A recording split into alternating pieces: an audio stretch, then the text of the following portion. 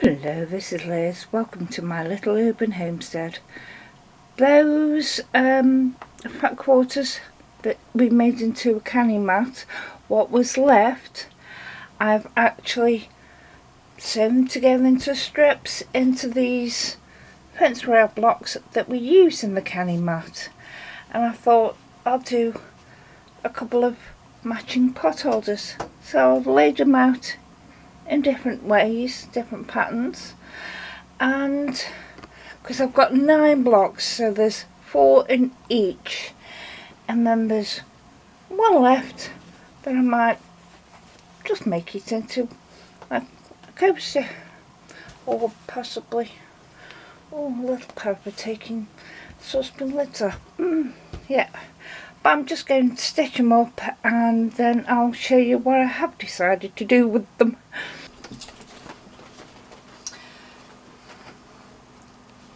See, turn the camera on and Mason gets on my seat. The canning mat I made for to help Angela Cornies there, and I did swirls on it in quilting style, but it's the what they call a rail fence quilt pattern, and I've used it already and it's brilliant, just the right size. Out of the fat quarters I've got, oh you can see the back bit that didn't do too well, but out of the fat quarters I've got, this tiger stripe was a fat quarter and I've used that, and I cut up a length of fabric to make a couple of other fat quarters, which was the grey and the cream. So I've got 3 fat quarters which did this, and I'd got left over, so I made some more of the fence rail blocks, which are these. I got 9 blocks out of them. 4 I put in this pattern with the tag stripe on the outside.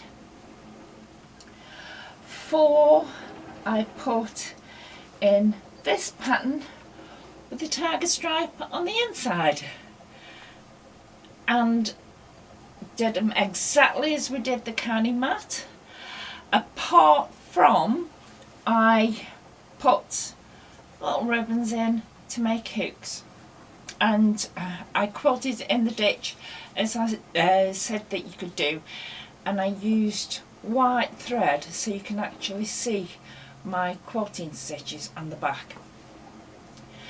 That used 8 of the 9 blocks, so I thought, what to do with this one? And I thought, oh, I'll make it into a little mug rug coaster type thing. And then I thought, oh no, I know something else which would be a lot more helpful to me. In the kitchen, when you've got pots and pans on the stove and the lid is on, it can get quite warm and you can burn yourself on it. So I did this exactly the same as I did these, but obviously it's just one of the fence rail blocks instead of the 4 sewn together. And I can now pick up, just hold it in my hand and pick up a lid, rather than having a big bulky thing that drops all over the place and can go and hang in your food and all the rest.